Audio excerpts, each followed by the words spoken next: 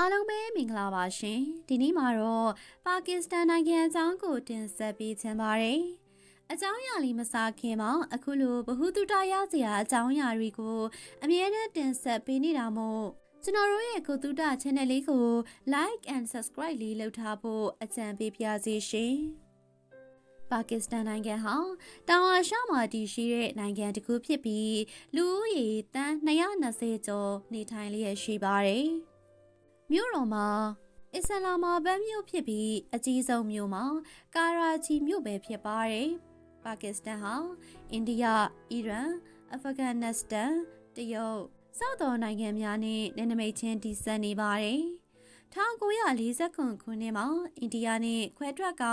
ပါကစ္စတန်နိုင်ငံအဖြစ်ပေါ်ထွန်းလာခဲ့တာပဲဖြစ်ပါတယ်။1982ခုနှစ်တွင်အရှေ့ပါကစ္စတန်ယခုဘင်္ဂလားဒေ့ရှ်နဲ့အနောက်ပါကစ္စတန်ဟူ၍နှစ်ပိုင်းကွဲသွားခဲ့ပါတယ်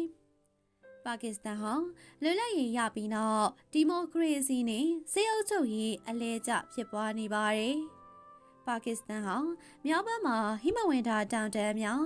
တောင်ဘက်တွင်သဲကန္တာရများစွာဖြင့်ဝန်းရံထားပါတယ်။အိန္ဒုမြစ်ဟာနိုင်ငံရဲ့အဓိကမြစ်ဖြစ်ပြီးစိုက်ပျိုးရေးအတွက်အလွန်အရေးပါတဲ့မြစ်ပဲဖြစ်ပါတယ်။ရာသီဥတုမှာအပူချိန်ပြင်းထန်ပြီးနွေရာသီမှာအလွန်ပူပြင်းကာဆောင်းရာသီတွင်အေးမြတဲ့ရာသီဥတုရှိပါတယ်။ပါကစ္စတန်ဟာယဉ်ကျေးမှုအရ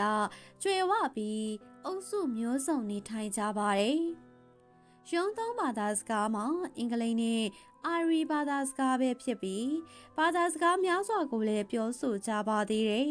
။အစ္စလာမ်ဘာသာဟာအဓိကဘာသာဖြစ်ပြီးလူဦးရေရဲ့69%မှာမွတ်စလင်များပဲဖြစ်ပါတယ်။ပါကစ္စတန်ဟာစိုက်ပျိုးရေးကိုအခြေခံသောစီးပွားရေးဖြစ်ပြီး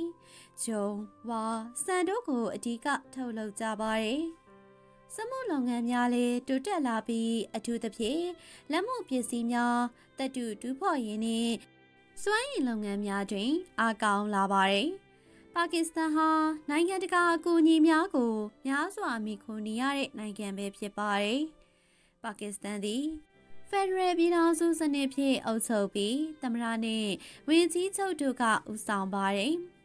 နိုင်ငံရေးမှာစစ်တပ်နဲ့အရက်ဘက်အစိုးရတို့အကြားပဋိပက္ခများရှိပါတယ်။ပါကစ္စတန်သည်နိုင်ငံတကာနှင့်ဆက်ဆံရေးတွင်အရေးပါသောနိုင်ငံဖြစ်ပြီးအထူးသဖြင့်